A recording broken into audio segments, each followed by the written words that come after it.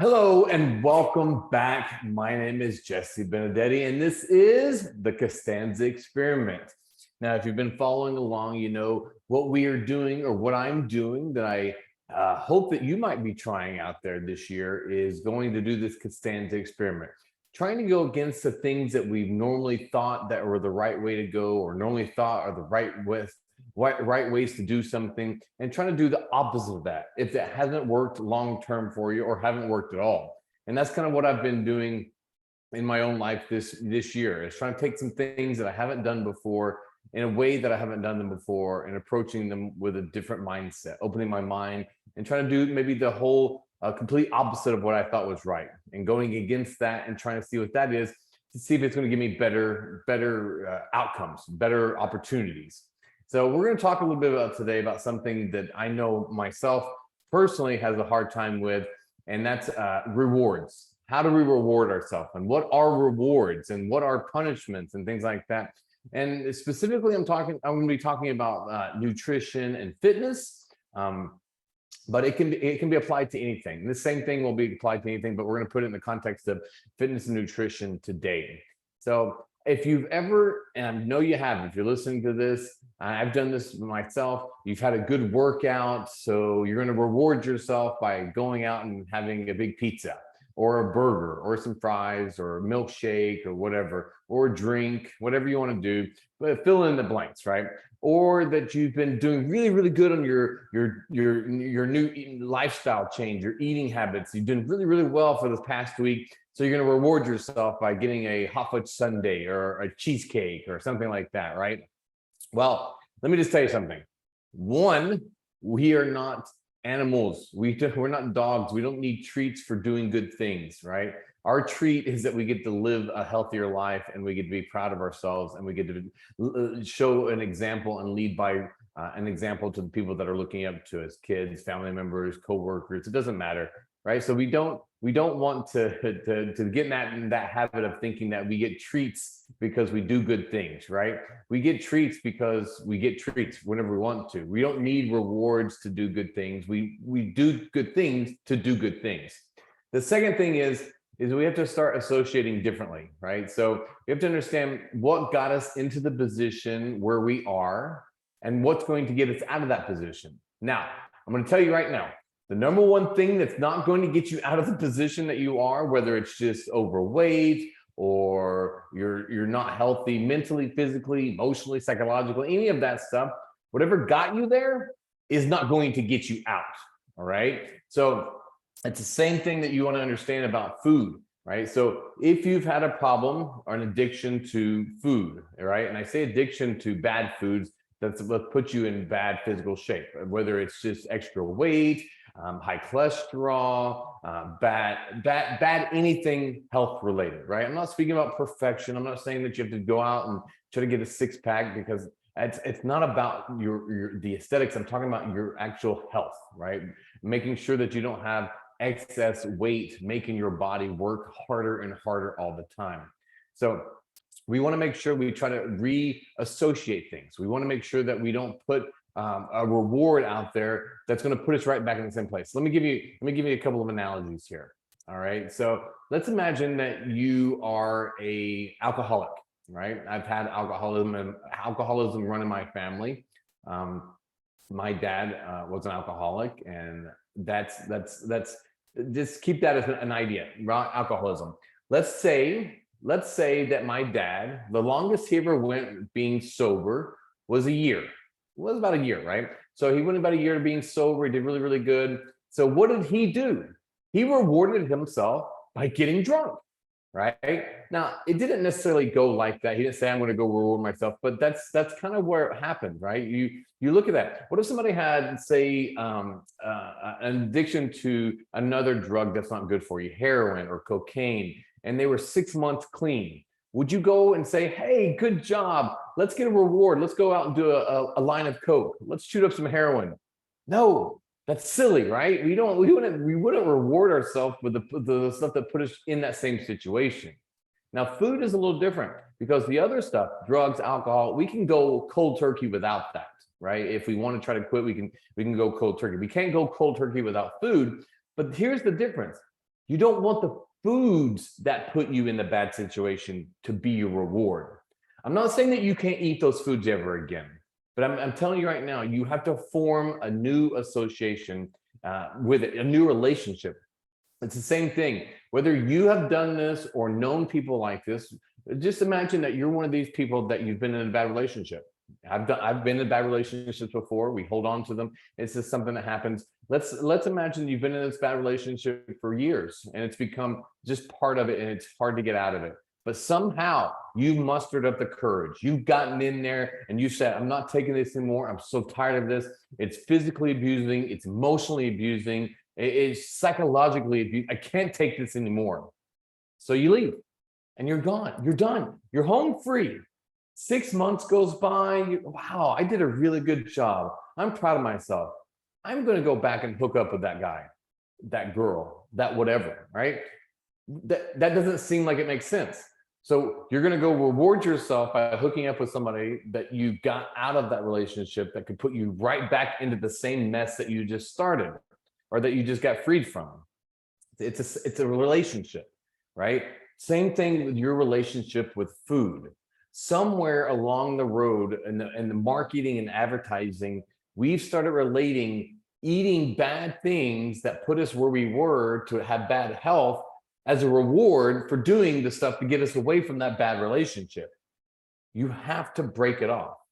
Now, I'm not a therapist, I'm not a psychologist, even though I've had enough therapy to average it out for a lot of people.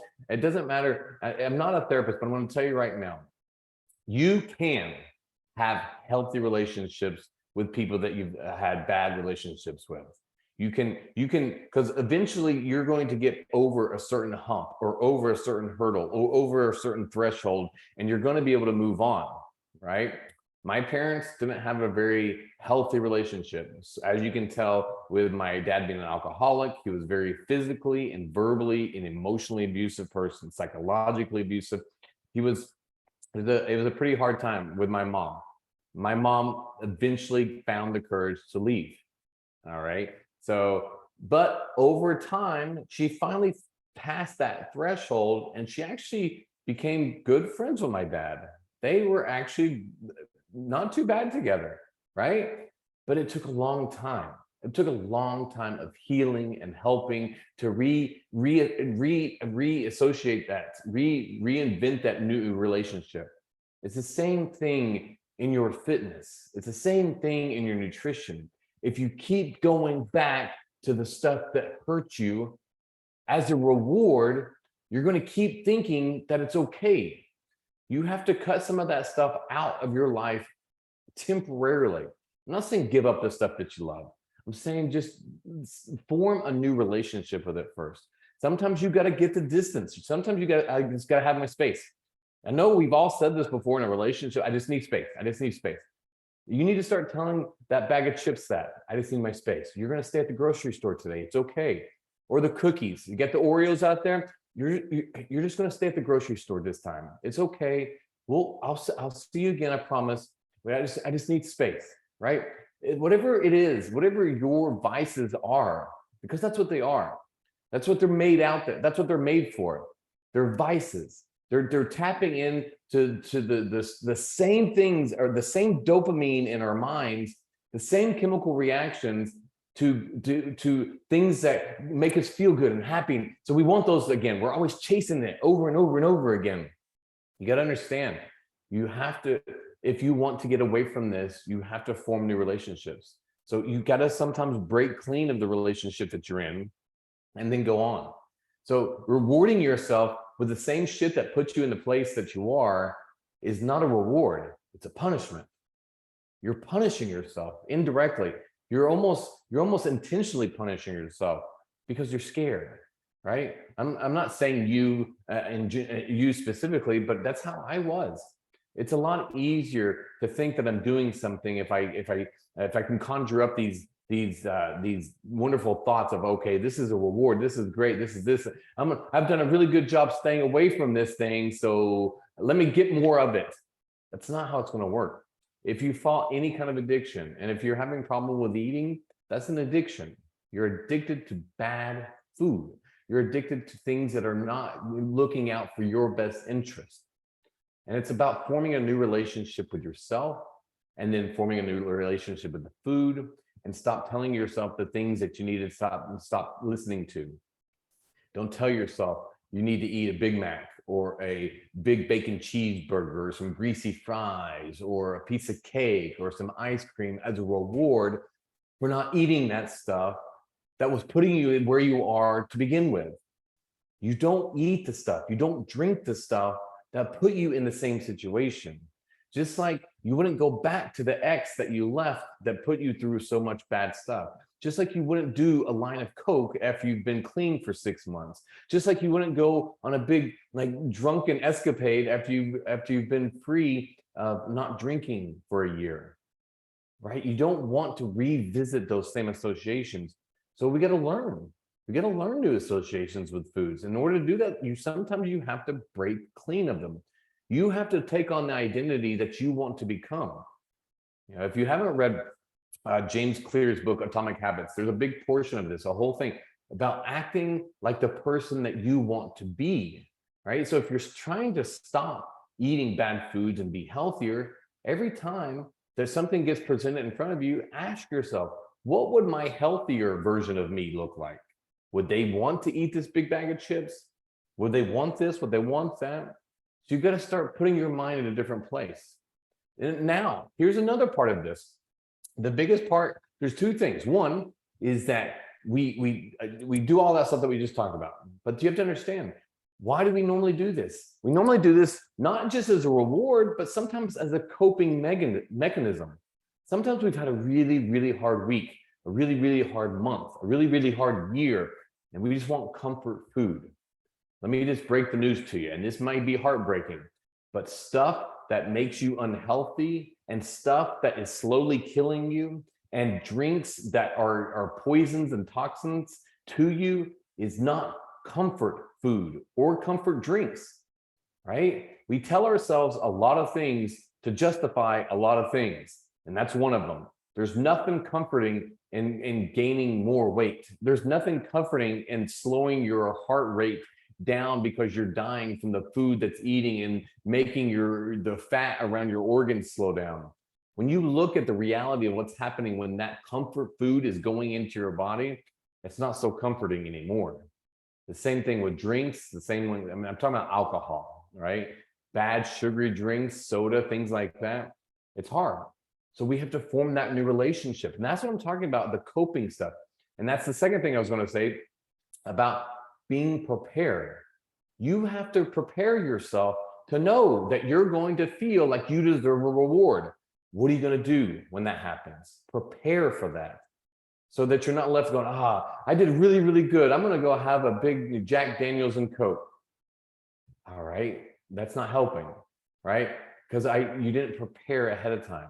Stick to that. Plan for something and stick to the plan, right? So you're not prepared. You got to prepare for bad events to come up. If you're going to live your life on the hope and dream that bad things aren't going to happen to you anymore, then you're not going to meet any accomplishments. You're not going to meet any goals, because that's not living in reality. You're going to have shit that's going to happen in your life. You're going to have deaths. You're going to have cancers. You're going to have your own problems with the people around you. You're going to have breakups, divorces. You're going to have all kinds of stuff that's going to happen to you. So you've got to prepare ahead of time. That's the people that really want to make progress. The ones that prepare for those events, because those events are going to happen. And the minute that you tell the universe, I'm going to have a different lifestyle because I want this, I want this, I want this. So I'm going to cut all this stuff out and start doing all of that. That's when the universe starts opening the floodgates to all the adversity that you're going to face. So that you have to understand, preparation is going to get you past it. You've got to have something that you can rely on. Something that you, like if you've ever flown somewhere, right? You know how long and draining that is. How many times have you ever been maybe on a new lifestyle, like a new fitness lifestyle, right? You're eating right, you're working out, and then you decide that you're going to go on a trip, and then all of a sudden it just starts to derail, right? You go to the airport and all of a sudden you're hungry, you didn't prepare for it, you're in a rush, And then all of a sudden you're on the plane, then you get the flight, and then you get to the place, and then you can't get to the store. All the things crumble around you. You didn't prepare for all of that stuff ahead of time. You didn't prepare for the inevitable, right? And then now, well, I ate this and I ate this, and all of a sudden one bad meal leads to another, and then that bad meal, well, I've already screwed this week up, so now I'll start back when I get back from this trip or whatever it is. We've all been there from a lack of preparation.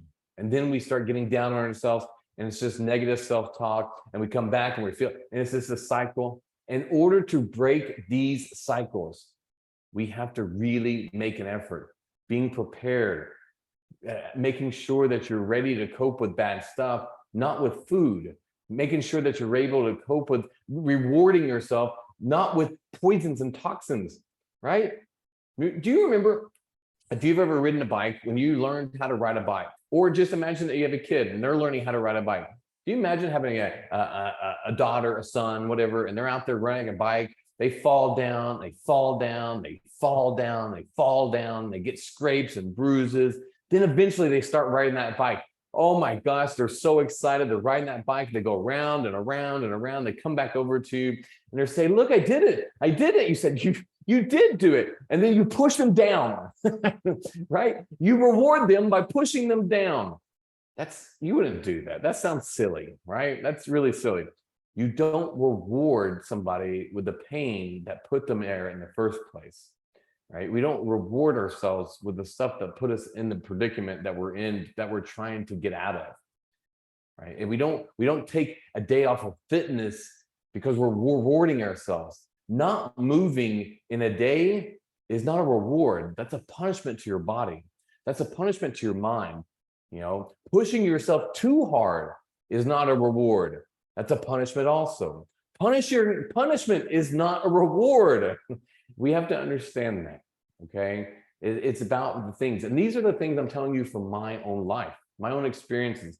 I'm not preaching to you. I'm telling you the stuff that I've had to go through. These are the things that I've had to realize that I'm still working on myself. These are the things that are not going to get better unless I get better. These are the things that aren't going to change unless I change.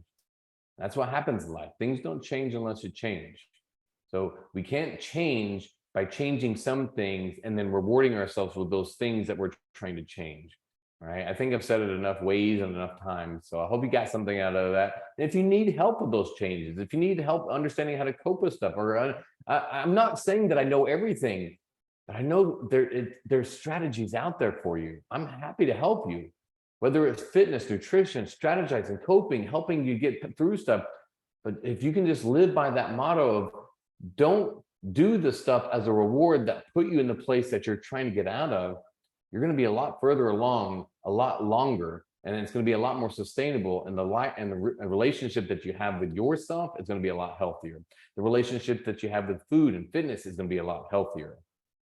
Right? So hope you got something out of that. Reach out to me if you have any comments, questions, concerns. If you need some help, that's what I'm here for, to help you with nutrition, with working out, personal training, group class, whatever you need. That's what I'm here for. I want to help you get to your greatest position, your greatest place in life, your greatest destiny, right? This is your time. I'm just here to help you to get to your maximum potential. All right. Hope you have a great rest of your time, and I'll talk to you again on the Costanza Experiment. Peace out.